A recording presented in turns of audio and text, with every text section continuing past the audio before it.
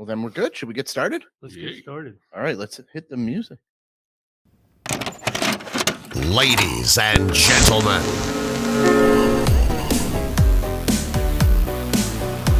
Movies with Mark.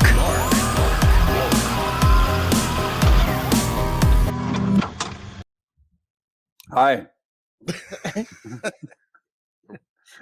Does everybody know Michael Gull? Well, let's give him an introduction. Oh, yeah. You're going to do it. I'm going to do it. Yeah. Who's this guy? Who's the guy in the nice sweater? Molly? We're doing a movie review, and we've got Michael Gull here in studio. He's the lead actor he's one of the only actors in the movie that we're reviewing today. Ladies and gentlemen, everybody's favorite white supremacist actor, Michael Gull, is in the house. Yeah. That's how you introduce somebody, Molly.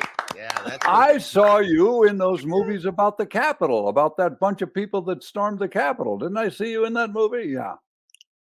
Yeah, he was on Foxhead. yeah. He has a buffalo hat on.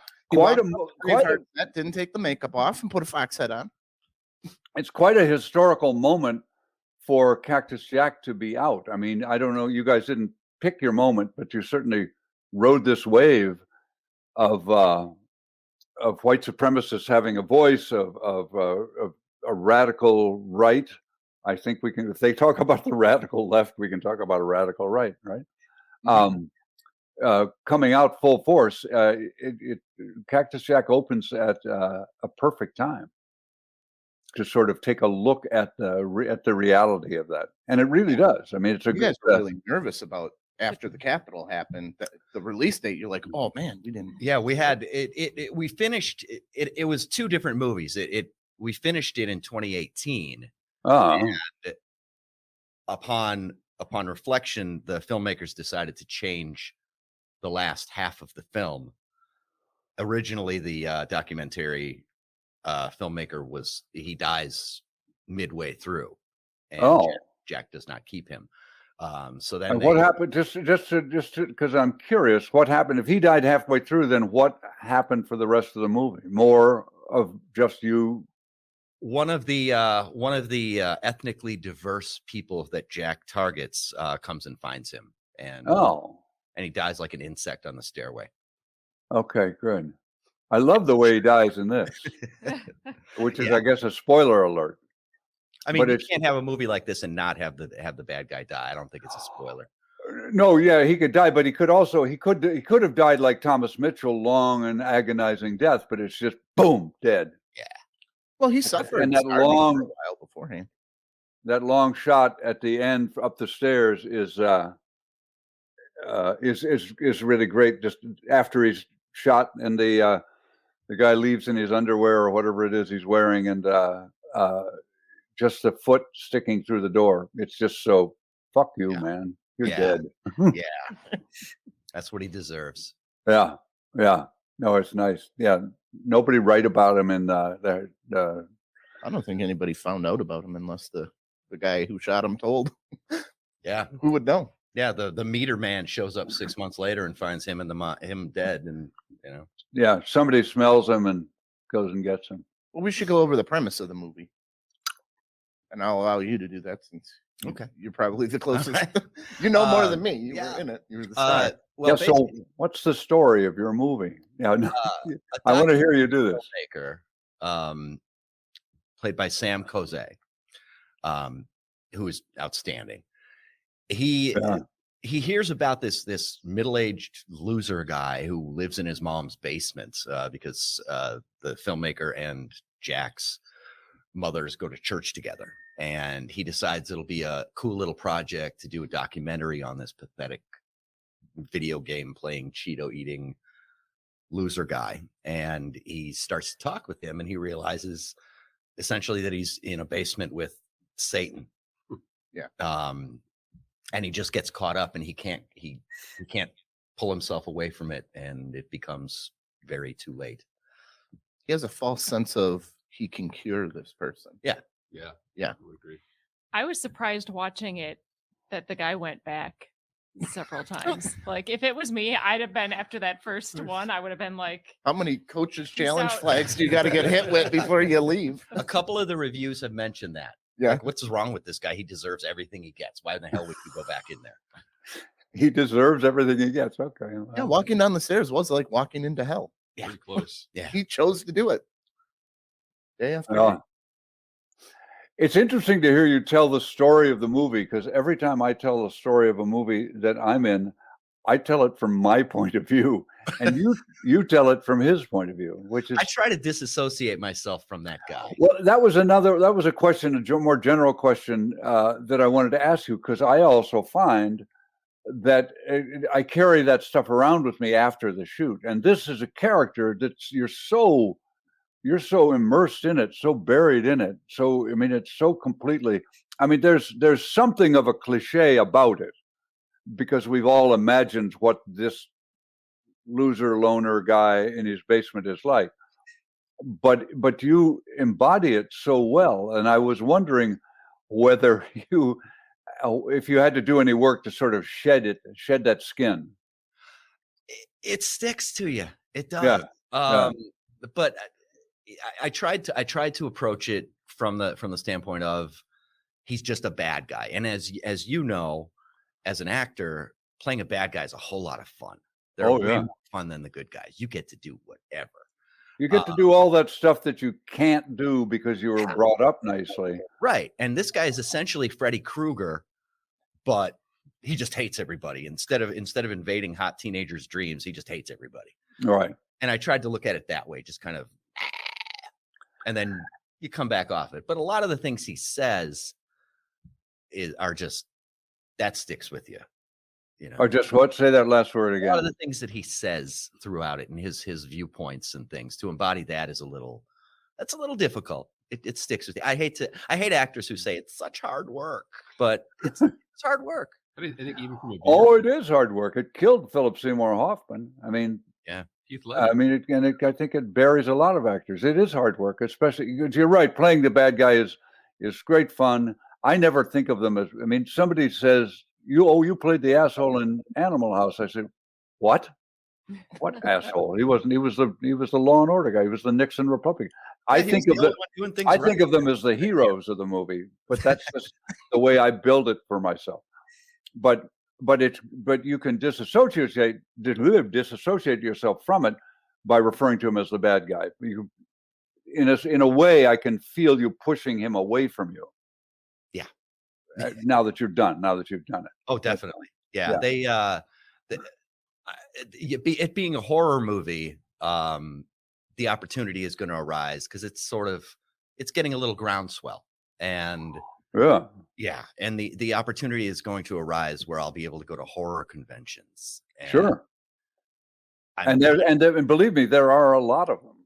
I know. And it's but at the it's same nice time, money, cash money. Yeah. But at the same time, I got to sit there and sign Abraham Lincoln masks for guys who actually do live in their mom's basements. And so that's what I think makes him even a scarier character than, say, a traditional horror slasher guy. Oh yeah. Because for me, the scariest movie I've ever seen is Psycho, the original 1960s Psycho. Sure. Because Norman could live next door to you. Right. You'd pull up to that motel anytime. Right. But like scary monsters aren't really Yeah, all that scary. Ed Gein babysit weekly for the neighbors and stuff. Yeah, and you don't know. But that's what's scary to me is that this guy's right there. You pass him in the grocery store. He's the guy you beeped at for cutting you off in traffic, and he could snap anytime. Right. I Right. think the real villain in that movie was the guy's mother. What a piece of work he was. I mean, she created him, and the things that she said to him, and the dad committed suicide because of this crazy bitch. I guess I do have mother issues, honestly, but I saw her as and you turned out all right, well, as far as we know. I don't know what you've got in your basement. don't have one. He does it right out in the open. Court live in order, Wisconsin? William doesn't get a No You basement. don't have a basement? Well, I live in an apartment building. Well, Oh, we do have a basement down there. and the only one with the key. So yeah, I guess I do. So nobody knows what's down there. Nobody knows what's down there. And let's stop talking about it. Shut up, guys. But the mother's such a classic. I mean, the wonderful thing about this movie, besides your performance, which is really good, and as people have maybe gathered, virtually the only performance in it, except for this. I guess there are a couple other people that come in, but the documentarian, whom you treat like he's just a piece of meat. But it's the architecture of the movie, the way it's shot. What did they shoot it on? With an iPhone? Yeah. Yeah. There's several different lenses that he could put on, but he shot it with a phone. Yeah. But which you can pretty much tell, except that there's real intent. I mean, anything that's good, you have to feel the intent behind it, I think. And there's real intent in every shot. Nothing is accidental. Even the shots that are we know are just accidental, or that are supposed to look like they're accidental, there's intent behind them. There's somebody said, I want it shot this way from here for reasons that I don't have to tell you, but I have a reason that I'm going to tell you, that I want to put the camera here. And which really, I think it elevates the whole film. And there's also the reason I started this is because of the mother is that classic off-stage character. We never see her, right? We hear her voice, but she's up there. She's maybe real and maybe not. She's what's his name? Protopov's husband or wife? Yeah, husband in Three Sisters. She's Earl Hindman in that Tim Allen comedy series, The Guy on the Other Side of the Fence. You never see his face. She's that character that's over there that has a huge influence, but you never see her. And so I don't know. It's just very interesting. I think it's very. It's a smartly put together film by who's it directed by? Jason and Chris Thornton. It's their first film. Right. They've been screenwriters for years. They've had development deals for films and TV and stuff like that. But this is their first filmmaking. Right. And they list themselves in the credit as what is it? Them Thornton boys or them Thornton guys? Thorntons. Yeah. Yeah. The Thorntons, right. What I thought it's very well put together. What I thought was interesting in this movie was the mind of a conspiracy theorist. I think they pinned down perfectly with the documentarian coming in. Of course, somebody like Cactus Jack is going to think he's trying to use me. He's trying to fuck me over. Guess what? I ain't going to do that. I'm going to show him. No one's using me. And that's kind of the same way when he called in the radio stations. Was like he's always thinking, how are they trying to fuck me? Right, right. No, You couldn't went any other way with him. Yeah, that's sort of the way we've learned to look at these guys. That there's this victim mentality constantly. Mm-hmm. Right. But Exactly. To get back on track with the movie, my one comment that is that I don't remember the last time I had to pause a movie to take a mental break from it. But that I literally had to stop the movie and walk around my house for 5 to 10 minutes just to digest everything that was being said and everything that was going on. It was such a crazy concept for me because, most movies today, as we talked about, it's entertainment, it's Avengers, it's Spider-Man, but this is something I literally had to stop and take a break from because it just was too overwhelming at points. It was just by all that was going on. It was just a different experience for me that way. Yeah, it's very in your face that way. It's really good. A lot of the reviews, it's largely the legitimate film reviewers are giving it very positive reviews, with the exception of a couple of them. And the couple of them that don't seem to understand what it is they're experiencing. While it does make statements and it does obviously pick a side in the whether you're a piece of shit or not sort of debate, it's at the end of the day, it's a horror movie. And it's an endurance test. And what you're supposed to feel watching it, you're supposed to feel like Chris, the documentarian, locked in that basement. Can I take it? You got to walk away from it for a few minutes. It's too much. And people are kind of looking at it, maybe doing a little too much thinking sometimes. Well, because movie. I'm not. Yeah, I don't know. I'm not sure that seems oxymoronic to too much thinking. I'm not sure there can be too much thinking. We need to think more.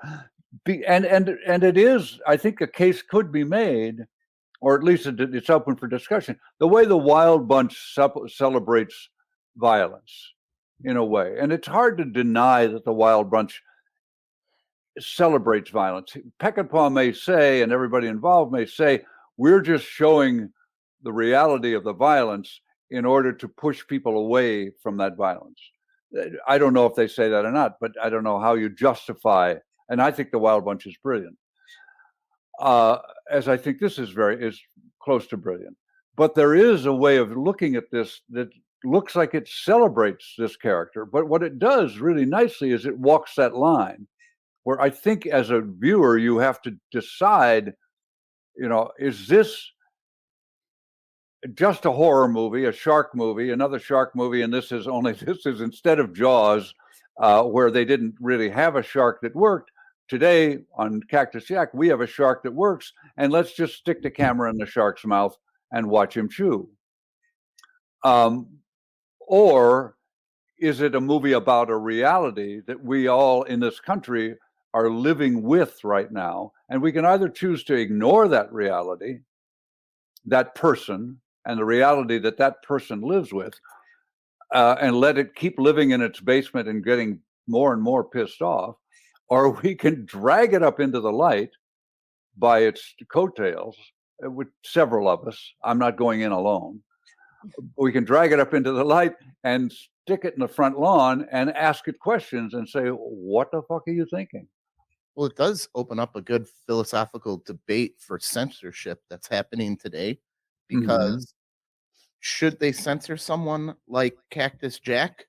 Well, at one point in the movie, a friend calls up and tells him a story about how he just killed a guy. So did Cactus Jack inspire him to do that? Yes. Was he there? He was he's a follower. He's a follower. Yeah. So would censorship be a good thing? Would it be a bad thing? Should we know that where this guy lives and what he's doing and watch him? Or should we cut all communication, leave the monster under the bed? It's a good. No, it's a good question. And freedom of speech is one thing. Mhm. And then there's hate speech. There's speech that incites violence. And then it's a wavy line. And I think it's important to constantly keep thinking where that line needs to be in terms of what we're, as a society, what we're living through right now, and how we want to live, what we aspire to. But he's got a right to say anything he wants, supposedly. But freedom of speech is just a concept conceived by men, and so it can be re-understood, needs to be re-understood, rewritten all the time.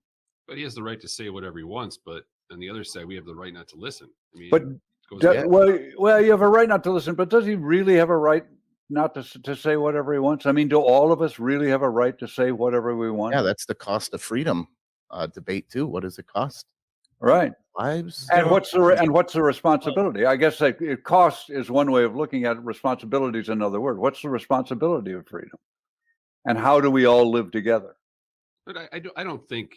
I mean, yes, I agree that there are. See what a good movie it is, because it starts really good discussions. Yeah, I would agree that there are individuals alive today that are Cactus Jack. I agree, but do I think it's as sensationalized or as common as this film may want us to believe? I don't believe that, but I do acknowledge it and agree that there probably are people that are. I mean, you could find a handful of these guys probably within 100-mile radius of here, especially in Wisconsin. My goodness, I mean, but a lot of the user reviews, not legit outlet reviews, but the common people who've seen the movie reviews. It's interesting because there are people who are giving reviews like what Mark is saying, where it causes you to do such things, but the negative, we're getting a ton of 1-star reviews on like IMDb and Rotten Tomatoes and Letterboxd from people who are offended, not because they're left-wing people and they don't want to hear the hate speech. They're offended by how they are being portrayed. They are en masse coming on and giving us 1-star reviews. This is leftist propaganda. This is an inaccurate representation. This is this is that. It's amazing. They relate to him. They're not taking the bottom 0.1% of the bell curve, and they're assuming that right. It's the whole side. My worry when we were releasing it was that left-leaning people would say, "Okay, you're just looking for an excuse to say the N-word 39 times," which is it's 39 times. Where's that rank you? You're below Django. I'm below Django, but Below Sam Jackson. we're basically at like the average Tarantino movie. Okay. Huck Finn has it 200 times. Wow. Well, we got to make a sequel Those now. are rookie numbers. You got to pump those yeah, up. right. But I was worried story that for you. people would just be offended by that and just turn it off and say, "Okay, this is trash." But that's not the case. Those people are not offended. Those people are looking at it the way Mark is looking at it. The people that are pissed off are the ones who are on that side of it. All right. It's fascinating to watch. So they're well. That's good because that's my only worry about it is that whether or not the satire is visible or not, whether the satire is obscured by the how imbued with reality it is. But if they're seeing it that way, then they're seeing they're seeing themselves satirized. Yeah, a lot of people really enjoy black and white. This is a liberal. This is conservative. Right. So we can cure coronavirus with a vaccine. They just don't want it to be like all conservatives are like this or all liberals are like this. And that's how people paint with a brush. Right. So they're probably upset, like, hey, I'm not like that. But I think that could be guys who are pissed off that they don't have a Parler account anymore hate this movie. Yeah. Right. And good. You're not the audience I want. Right. Well, yeah, they're going to be pissed off, but that's interesting too. They're going to be pissed off for a while because the pendulum swung their way for the first time in a long since the Civil War. The pendulum swung their way for 4 years or 5 years, as long as we had to listen to Donald Trump. And now it looks very much like the pendulum's going to swing back the other way, and so they're going to feel threatened even more. So as long as they're not buying a lot of bullets, Right. Can't get bullets anymore. Right. I mean, this is showing. This movie is showcasing a very extreme. Like this guy is as far extreme. I mean, I guess not as far, but he's pretty. Statistically, when you get close to 500 million population, there's going to be more of these people. Yeah. Compared to in the 50s when there was 30 million people in the United States compared to 500 million. Yeah. He's everything. He's everything-ist. I mean, there are people who are misogynist, but they aren't racist. And there are people who are anti-Semitic, but they're not misogynist. This guy is all-encompassing. Just hates. He's just a ball of hate. Yeah. But now, so hypothetically, if this documentarian had not ever gone down into his basement to look at him, would he have mattered? He probably would have shot himself. Yeah, he would have shot himself, or he would have cut his finger on one of those tin cans of beans or whatever those tin cans are full of up there, and gotten infected and stayed down there and complained about it and died of blood poisoning. Yep. Slow and agonizingly. Yeah. I mean, that's what I would have hoped anyway. Right. He's just but yeah. So if we hadn't lifted up the rock to look at him, he'd stay down there. Yep. The slug would die like a slug. All right. Probably wouldn't have killed his mom. Yep. Probably. I think she got what she deserved. Awful woman. I didn't feel any remorse for her That dying. didn't make you at all. Who And played the mother? Who did that? A Milwaukee actress named Linda Cieslik.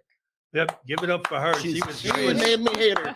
She That did voice. good. She was awesome. She was perfect. And what's really sort of messed up, and I guess the filmmaker Jay on set, first of all, he made the character's name be Ronald, which is my actual first name, which I don't use. And he did it to piss me off, to make me more angry while we were doing it. And a lot of the mother stuff came from mine. Okay. From my mother. So like that scene where it builds up and the mother's screaming at him and the whole thing, that was not a whole lot of acting. I just want to bring one thing up. So, Mark, that was your challenge to us to find out what the R stood for. There you go. He wouldn't tell me privately. I begged him. I tried to find out from a friend. The friend said, "Do you know how to keep a secret?"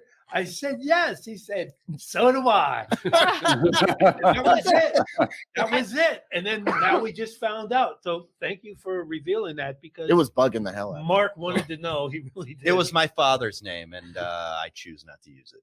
Okay. And thought it but was you cool. do use it. But have you always been R. Michael Gull?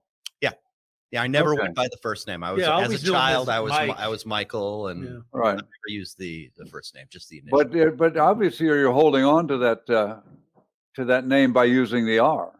You don't need to. Do you have to have the R? No, I just Because of think it SAG sounds or anything? douchier. It sounds douchier and it rolls better. Like Michael Gull sounds like you're choking on something. It also sounds like you went to Harvard. Exactly. Exactly. I sound smarter. Yeah, instantly. you do. A mystery on You it. don't need glasses. IQ a little. If it bugs you too much, William's got a basement you can There you go. hang out in. It's huge. Huge. You know how I'm- many I'm the people only you one could with the handcuff key. down there? Now you're giving me ideas. Got plenty of cans of beans. They really made me eat the beans too, by the way. Just saying. What about the spider? Beans are great. I'll eat them right That out was of a the real can. spider. Yes, ate the spider. You ate it? Yeah. What Yeah. did it taste like? Death. It was dead. wanna- It had been long dead. I picked it out of the thing, and You want to tell Mark here about the scene that got cut that I'm obsessed with? which one? You told the story on the podcast about the tooth. Tooth. Oh yeah. I pulled a tooth for this, Oh wow. and on camera, and it was originally supposed to be in it, but it didn't flow. So you Part pulled of- the tooth for no reason. Gotta Part be of the why Did you actually original. pull your own tooth? Pardon? Did you actually pull your own tooth? Yes. Yep. Yes. Yeah, do the outtake bloopers with like a slide Yeah, it's whistle. gotta be an Well, outtake. You remember that old story about Laurence Olivier and Dustin Hoffman when they were making Marathon Man and the Is it safe? what? Is it safe? He No, kept yeah, that movie. drilling. But when they're shooting the scene where he's drilling Hoffman's teeth, and Hoffman stayed up all night and got drunk and stayed up all night just to get really, and he came in looking horrible, which is what he was supposed to be doing. And Olivier said, "What are you doing?" And he explained, I'm getting ready for this scene. And Olivier said, "Try acting, young man." I mean, it's interesting you say that, because a lot of people, when I've done, some interviews and stuff, they'll ask, how did you do that? How did you get so into the acting? It's Right. That's what we do. This guy's a piece of shit. Pretend you're him. How would he be? Right. Kind of makes it fun. Yeah, it is. It's fun. It's the bad guy is so fun to do. Who wants to be the hero? He's dumb. Yeah. I don't want to be Luke Skywalker. I want to be Darth Vader. Hell yes. The Movie's not tone good of unless your it's got a bad voice- guy. The tone of his voice is perfect for the bad guy. It's just like, He scared me in the yeah, movie. he's got that good voice. Filmed it. Very scary. So now, what's it like doing such a great acting job for this character, though? Because it's got to be bittersweet a little bit. I've been in 13 movies and nobody gave a shit. Yeah. This is actually the first time that I've had something that's been largely reviewed and talked about and stuff like that. And it's cool. I like it. It doesn't suck. Doesn't suck at all. Well, you're getting interviewed by people that understand. What's it going to be like when people just recognize you? The They won't. general. Yeah. Has Alex Jones called you and wanted you to come on his show? Nobody will recognize me. I got new teeth and I'm 60 pounds heavier than I was in that movie. So I look See, like Molly, did I tell you at the beginning when he walked in? Yep. You walked in and he's like, "Did he gain weight or is it the sweater?" he gained weight. I mean, There is. I mean, as you brought up that little documentary that I made, Character, for New Yorker Films. There, I plugged it.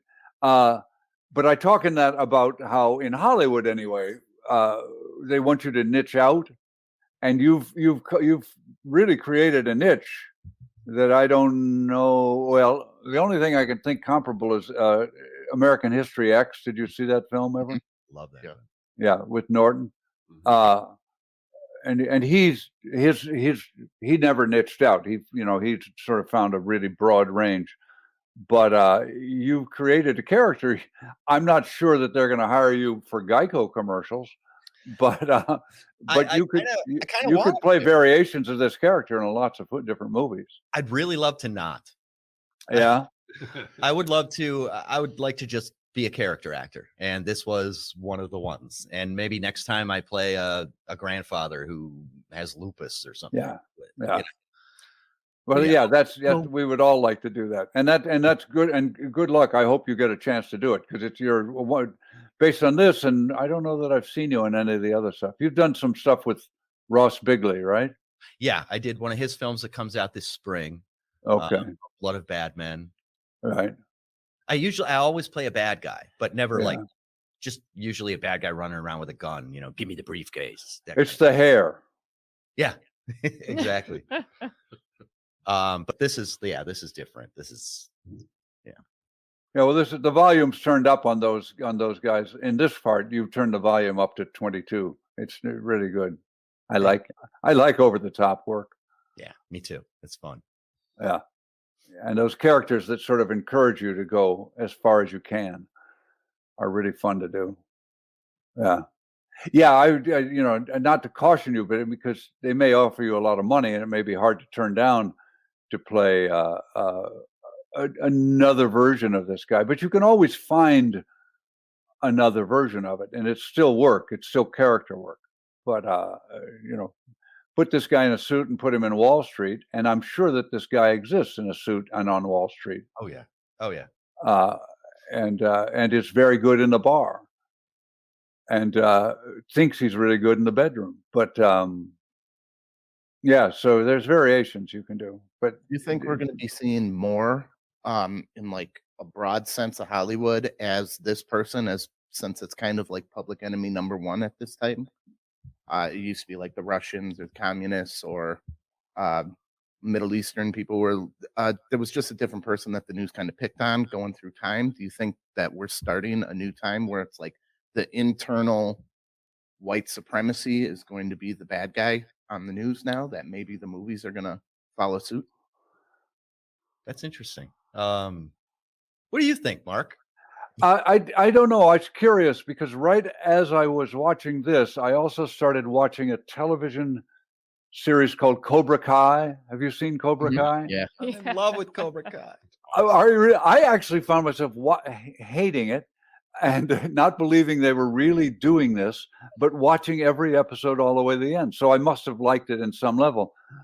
But the fact that they took the bad guy in Karate Kid, and turned him into the hero in this, and really let us walk all around him and had him walk all around himself and learn something about himself and change, was interesting because at the same time, the guy in Cobra Kai and the guy that you play, whose name I can never remember, they live in the same trailer park or in the same neighborhood, the same. They're part of the same demographic in a way, I think. I mean, he's a racist, he's a misogynist, he does all those things. He treats women terribly, has no room for except for if you've got something for him, he's then you're okay. So I wonder if we'll see this guy as a perennial bad guy, or if we'll actually maybe take a look and, as I say, walk all the way around this guy. I use that as a metaphor a lot because I like things that sort of look all the way around a person rather than just that Freddy Krueger, the guy with the long nails, just a horror movie. It's interesting to sort of see the whole person. I mean, as William says, he's willing, because he has such mommy issues, he's willing to blame it all on your mother. We should talk about that, William, because I think your mother's fine. Well, there's a saint, William. I don't know what you're talking about. She was very nice to me. I need a cigar and eyebrows for that. No, I just wanted to say that I've known Mike for a long time, and when I met him, Mike was a stand-up comic. Mm-hmm. So I think that's how I know him from there. So if he wants to get away from that character and want to get back on stage and do a little stand-up, I think that would be nice for people to see this is the real guy. But then some of his stand-up's kind of dark too, though. Yeah. How long has it been since you've done stand-up? Mid 2019, probably. Okay. Yeah. It's not that long. Yeah. I mean, I'm hoping, honestly, this, the movie's picking up a little steam in the cult underground kind of a horror thing. So if stand-up ever comes back, I can probably I'll be able to get some gigs. I'll be able to get some work. Yeah. But it's just a question of, are people going to be allowed to be in the room with all together? And you can bring me along. And I can bring you along. Yeah. You can carry my stuff. I can open for you. You should get an AK-47 and sling it over your shoulder and do stand up with an AK-47 slung over your shoulder. Just threaten people with an Abe Lincoln mask. If you don't laugh, this is going on. I think an M16 would be more American. So you're not going to have a freaking Russian weapon. Are you kidding me? We were joking before the movie came out. The directors and I were joking about me doing stand up as Jack. Yeah. And you shouldn't joke about it. It'd be interesting. Kaufman came out as the other guy, Tony. Yeah, a murder, Tony Clifton from hell. Yeah, it would be right. Yeah, I was going to say. I mean, there is precedent for that, for putting the most obnoxious. Andy Kaufman is the best one. And Andrew Dice Clay sort of did it in a little ways, right? Yeah. He was so good at that character that he was just blacklisted, and people didn't realize he was just a Jewish guy pretending to be Fonzie from hell. Right. Oh, that's cough number 2. Yeah. I'm counting. Clay did a lot of good impressions too, man. Oh, he was a great impressionist. I mean, like when he first started out, that was one of the characters that he did, and then it just took off. And he's a great actor too. Another great actor, man. Comics and stand up and acting aren't really all that. No. I have, you have, most comics have like sort of aren't comfortable in front of people. So at least for me, going on stage and doing that is my way of kind of controlling the environment and making myself comfortable. And it's all acting. Stand up is just acting. It's just an extension of that. I agree with that. It's scarier because you're all by yourself. You can't turn to your partner and say, "Take it." You've got to. Which is how Cactus Jack was. Right. Cactus Jack was like doing stand up because it's just like, okay, say these things. Yeah. The ego has a slightly different shape, but I know what you mean. Yeah, stand up. All the stand up, Lou Black, the guys that I know are all good actors too. Yeah. In fact, I was just reading something about Mike Nichols, who was a stand up at the beginning with Elaine May, and then became a director, and then late in his life, somebody asked him to do in England. I can't remember what it was I asked him to do.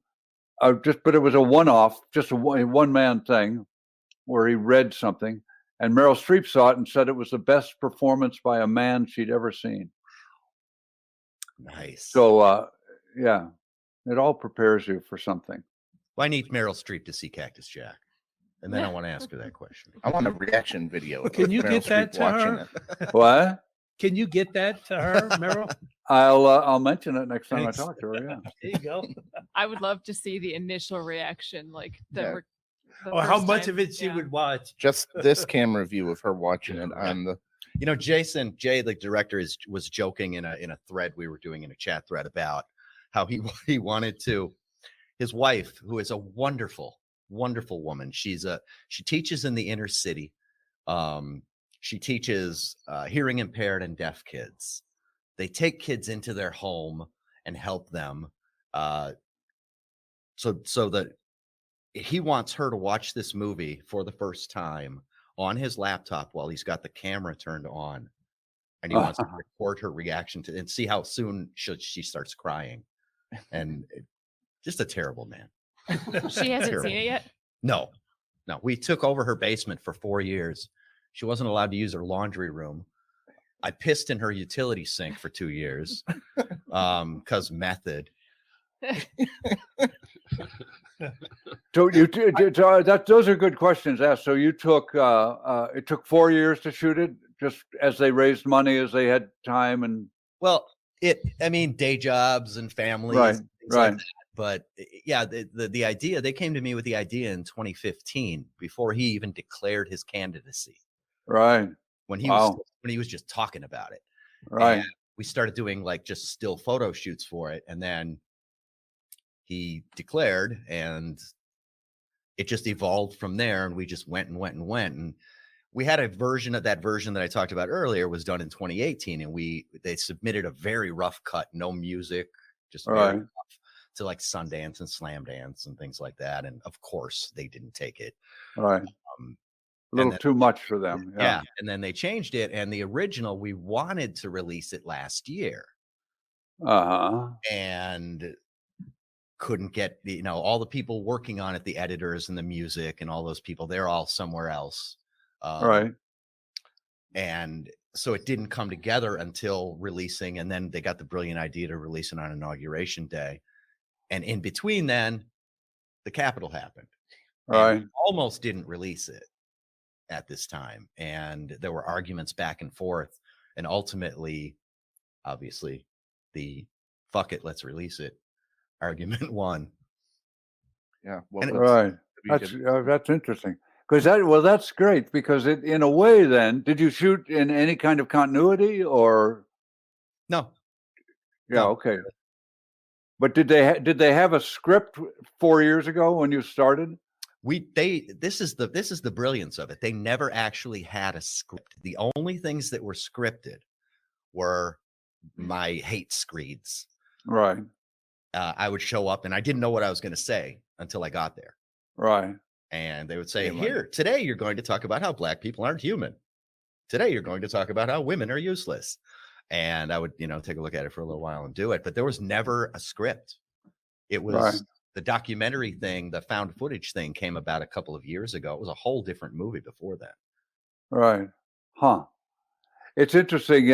Somebody should write down how it, somebody will ask you to, if it gets, if it really gets up and gets some legs and gets going somewhere, that process, because that process is fascinating. How a movie like this that has such an edge of reality to it, but it still has this sort of intention of art, a frame around it, how it comes to be. I mean, the stories that came out from people that I know that worked on Apocalypse Now, where they were down there for only 18 months, not 4 years, but they were 18 months every day, all day, about how it evolved and how it evolved in Francis's mind and stuff like that are fascinating, I think. And people, I think it's good to know how movies come together. Yeah, this one was unique. I've never done a shoot like this before. It was so to shooting it over 4 years, and especially over those 4 years, allows it to be in some way a real emotional documentary of that ride that we all went on over 4 years, or 5 years ago, when, as you say, we were just hearing him talk and we knew who he was. I lived in New York for 25 years, so everybody in New York knew who he was, so we weren't surprised. But to see who this guy was and see the people that were very happy to grab onto his coattails and catch some wind, it's interesting, because you can sort of tell that. You can see that story. Now that I know that, I can go back and review the movie in my mind and see that story happening as he climbs out of the basement and up the stairs, crawls. You can sort of see these people coming and crawling out of their shacks and crawling up and standing up and getting nice haircuts like yours, and into the public eye. Anyway, enough of that. So good. Okay, that's good to know. Should we go around the room? Doing what? Oh, and give it a number? Yep. Should we do it? With that. Who wants to start? Molly? You want me to start? Yeah. We put We her on always the start spot. with you, Molly. Ladies first. You're the smallest. Oh man. By far. Now you're bigger.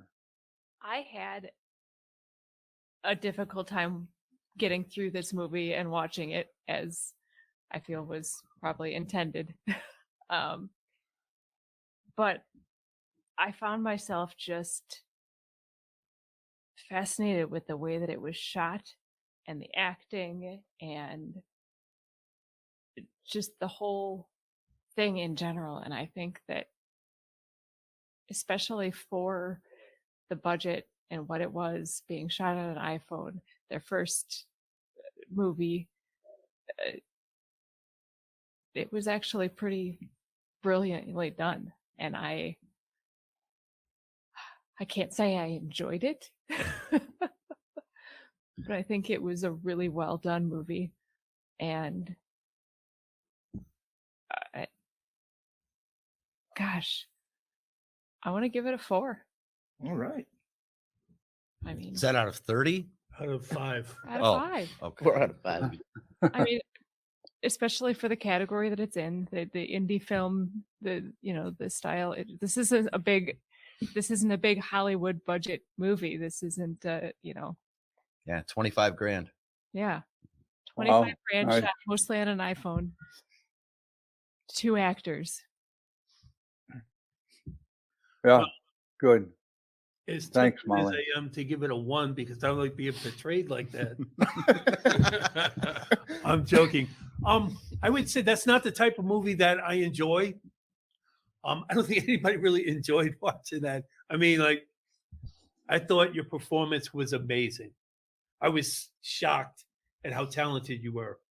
And out of 5, I'm going to give it a 4, and I'm going to tell you why. And I think I've already expressed this to you. Why I wouldn't give it a 5 is when he was doing the San Bernardino, the whole rant, and he mentioned the term holiday party. And I'm like, no way that guy's going to say holiday party. If he did, he would say it with disdain or holiday party. He's not going to say that in normal conversation because he's a right-wing extremist. But he's not a Christian. You got to remember, during one of his rants, he calls Jesus and Muhammad faggots. Speaking of that, I just saw Animal House again, and I saw you spitting out that F word at your soldiers when they fell down on the marbles, and you're yelling faggot. And I was like, oh wow! I was shocked to see you say that, Mark. When Michael says that, I remember when Animal House first screened, I took a friend of mine, Joan Hackett, wonderful actress, who's dead now. I took her to see it, and she and I had worked together on the Equal Rights Amendment, and so we were friends. And as we came out, I said, I apologize. I said, I'm really sorry, Joan. This movie, I'm really sorry. I know it's really derogatory towards women. And she said, Mark, this movie is derogatory towards everybody. It's going to make a lot of money. It's one of my all-time favorites. Oh, yeah. Yeah. But you're right. It does hit. Cactus Jack does. He pulls. It gets everybody. I'm not sure that. Do you leave anybody out? Not really. No. Not really. Yeah. No. All right, Mike. First off, I have to say, along with what William said, your performance was amazing. I mean, you literally blew my mind, and it was a lot to digest, and I really had to step back. And having met you once before, had I not met you before, I would have had a completely different thought of who you were as a person. But knowing who you were actually made me appreciate it more, just because I know that's the furthest from the truth of who you really are. So it was just amazing to see you turn that on. So I mean, based on that, it was just a pleasure to watch the acting, let's say. But as far as the whole concept of the movie, I think it's a little advantageous given the current situation that we're in. Kind of made me question, was this really intended to be released around this time? Things like that.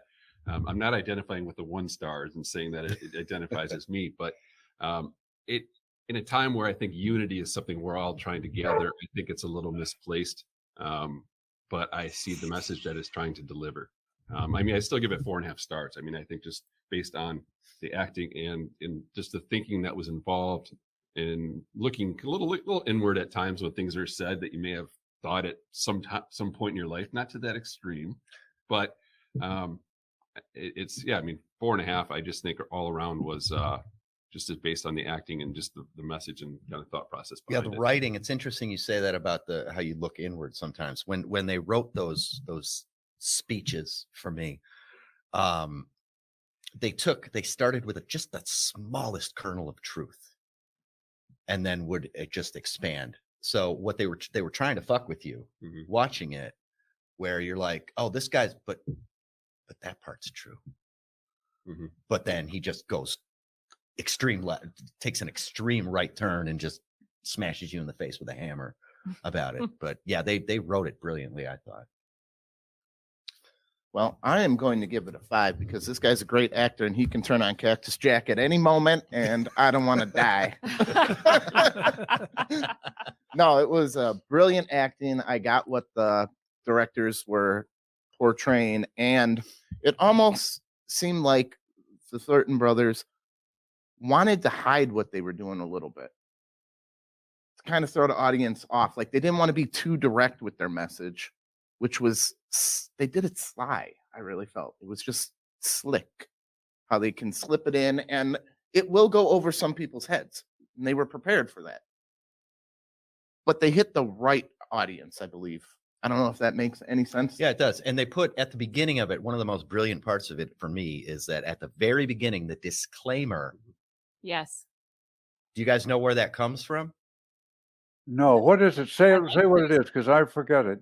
I remember that there was something up there. What? It's the disclaimer that's at the beginning of Birth of a Nation. It's just poetry for this. All right. Yeah, no, it's perfect. Yeah, there's a long tradition. And also, Molly and I just got done watching a few hours of really crap festival films. So seeing this one was just, it's an automatic 5 for me. Thank you. Mark, that leaves Yeah, I would give it, I wouldn't give it a 5 because it's, I mean, I hate this whole rating system anyway. I hate all rating systems, but I'd give it a 4 because it's a wonderful performance. I think it's really a movie that history will let us know, but it may have some kind of classic status because it is unique. It's, as I said, I think there's intention in every frame, and good intention in every frame. It's really good. And as far as disturbing movies go, I mean, you had to go and walk around the house, and Molly was hurt by it. I just want to recommend a movie called now I can't remember, Gaspard Noir, a French movie with Monica Bellucci and Vincent Cassel. Not Revolution, Repulsion, right? It's a great movie. Look it up. I can't remember what the name of it is right now. Anyway, but it's another movie that sort of is so real that you want to leave the room. And he intentionally shoots the first section of it. Melina? What? Is it Melina? No, it starts with an R, and it's about, you see it in reverse. You see the last scene first and the first scene last in terms of how it happened. And so